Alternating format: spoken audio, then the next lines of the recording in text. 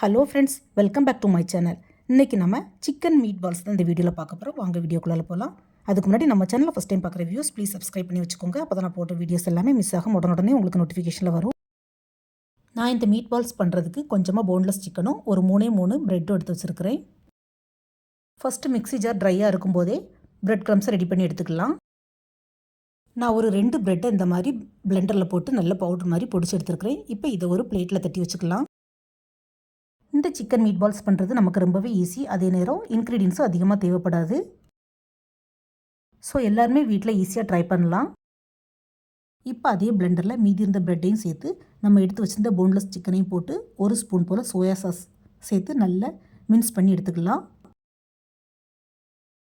பிளெண்டரில் சிக்கனை நல்லா மையாக அரைச்சி எடுத்துக்கலாம். துண்டு துண்டாக பீசஸ் இருக்கக்கூடாது. சிக்கன் பீசஸ் துண்டு துண்டாக கிடந்துன்னா நமக்கு சாப்பிட்றதுக்கும் டேஸ்ட் நல்லா இருக்காது, பால் பிடிக்கிறதுக்கும் சரியாக வராது.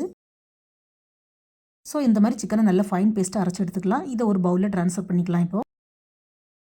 இப்போ இது கூட நம்ம மற்ற இன்க்ரீடியன்ஸ்லாம் ஆட் பண்ணிக்கலாம். இந்த சிக்கனுக்கு தேவையான உப்பு, கொஞ்சமாக சில்லி ஃப்ளேக்ஸ், அதாவது காரம் உங்கள் தேவைக்கு தக்கன ஆட் பண்ணிக்கோங்க. அப்புறம் கொஞ்சமாக பெப்பர் பவுடர், கூடவே கொஞ்சம் ஜிஞ்சர் கார்லிக் பேஸ்ட், அதுக்கப்புறமா கடைசியாக கொஞ்சம் எண்ணெய் சேர்த்து நல்லா மிக்ஸ் பண்ணி விட்டுக்கலாம். சிக்கன் மீட் பால்ஸுக்கெலாம் காரம் கொஞ்சம் ஜாஸ்தியாக போட்டால் நல்லா இருக்காது. ஸோ கம்மியாகவே போட்டுக்கோங்க ஃப்ரெண்ட்ஸ். அதே மாதிரி ஆயில் கொஞ்சம் ஸ்கிப் பண்ணாமல் ஆட் பண்ணிக்கோங்க. ஆயில் ஊற்றினா தான் நம்ம கை வச்சு உருண்டை பிடிக்கும்போது கையில் ஒட்டாமல் வரும். இப்போ மிக்ஸ் பண்ண இந்த சிக்கனை ஓரமாக வச்சுட்டு இன்னொரு பவுலில் ஒரு முட்டையை உடச்சி ஊற்றிக்கலாம். இந்த முட்டையிலையும் ஒரு பிஞ்ச் சால்ட்டு, ஒரு பிஞ்ச் போல் பெப்பர் பொடி ஆட் பண்ணி நல்லா பீட் பண்ணி விட்டுக்கலாம். முட்டையை விஸ்க் வச்சு இந்த மாதிரி நம்ம 2 கை வச்சு பீட் பண்ணி எடுக்கும்போது முட்டையும் சீக்கிரமாக அடித்து எடுத்துடலாம். அதே நேரம் முட்டையும் நல்லா சாஃப்டாக நமக்கு கிடைக்கும். ட்ரை பண்ணி பாருங்கள் ஃப்ரெண்ட்ஸ். இப்போ அடித்த முட்டையை தனியாக வச்சுக்கலாம். அப்புறமா இன்னொரு பிளேட்டில் கொஞ்சம் மைதா மாவும் எடுத்து வச்சுக்கலாம் டஸ்டிங்க்கு. இப்போ முட்டை, மைதா மாவு, பிரெட் க்ரம்ஸ் எல்லாம் ரெடி பண்ணி எடுத்தாச்சு. நம்ம இப்போ பால்ஸ் பிடிக்க ஆரம்பிச்சிடலாம். அதுக்கு முன்னாடி கேஸ் ஸ்டவ்வில் ஒரு கடாயில் கொஞ்சமாக எண்ணெய் ஊற்றி அதை சூடாக்க வச்சுக்கலாம். இப்போ நம்ம 2 கையிலையும் ஆயிலை நல்லா அப்ளை பண்ணிவிட்டு சிக்கனை தேவையான அளவு எடுத்து உருண்டை பிடிச்சிக்கலாம். உருண்டை சைஸ் சின்னதோ பெருசோ உங்கள் தேவைக்கு தக்கன விருப்பத்துக்கு தக்கன நீங்கள் பிடிச்சிக்கோங்க. பட் ரொம்ப பெருசு இல்லாமல் கொஞ்சம் சின்னதாட்டு, அதாவது மீடியம் சைஸுக்கு உருண்டை இருந்தால் உள்ளே நல்லா வேகும். ரொம்ப பெருசாக இருந்ததுன்னா உள்ளே வேகாது, மாவு மாதிரி இருக்கும்.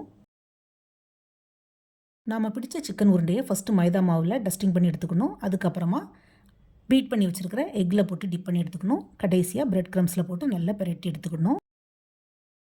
இந்த மாதிரி பிரெட் க்ரம்ஸில் போட்டு தேய்ச்சி எடுத்ததுக்கப்புறமா தனியாக ஒரு பிளேட்டில் வைக்கணும். எல்லா சிக்கன் பால்ஸையும் இதே மாதிரி ஒரே ஷேப்பில் ரெடி பண்ணி எடுத்துக்கலாம். இந்த ரெடி பண்ண சிக்கன் பால்ஸை உடனே எண்ணெயில் போட்டு பொரிக்க வேண்டாம். ஏன்னா எண்ணெயில் உருந்து போக சான்ஸ் இருக்குது. ஸோ ஒரு 10 to 15 மினிட்ஸ் அப்படியே ரெஸ்ட்டில் வச்சுருக்கலாம். நல்லா செட் ஆனதுக்கப்புறமா நம்ம எண்ணெயில் போட்டு பொரிச்சு எடுக்கலாம். இப்போ ரெஸ்ட்டில் வச்சு 15 மினிட்ஸ்க்கு மேலே ஆகிட்டு எண்ணெயும் நல்லா சூடாயிடுச்சு. கொஞ்சம் கொஞ்சமாக நம்ம ஒவ்வொரு பேட்சாக போட்டு ஃப்ரை பண்ணி எடுத்துக்கலாம். ஃப்ரெண்ட்ஸ், நான் சின்ன கடாயில் போட்டு ஃப்ரை பண்ணுறதுனால அட் அ டயத்தில் 6 தான் போட்டு பண்ணியிருக்கிறேன். நீங்கள் பெரிய கடாய் யூஸ் பண்ணுறதா இருந்தால் கொஞ்சம் கூட, அதாவது ஒரு 8-10 கூட போட்டு ஃப்ரை பண்ணி எடுத்துக்கலாம். இந்த சிக்கன் பால்ஸை எண்ணெயில் போட்ட உடனே நம்ம கரண்டி போட்டு திருப்பி விட்டுறக்கூடாது. மேலே இந்த மாதிரி டிரான்ஸ்பரண்ட்டாக வந்ததுக்கு அப்புறம் தான் திருப்பி விடணும். பாருங்கள் ஃப்ரெண்ட்ஸ், மீட் பால்ஸ் கொஞ்சம் கூட பொடியாமல் ப்ரெட் உதிராமல் அழகாக வந்திருக்குது.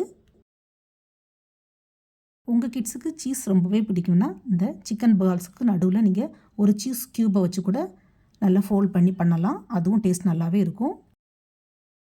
ஃப்ரெண்ட்ஸ், இந்த சிக்கன் மீட் பால்ஸ் கடையில் வாங்கினா ரொம்பவே காஸ்ட்லி.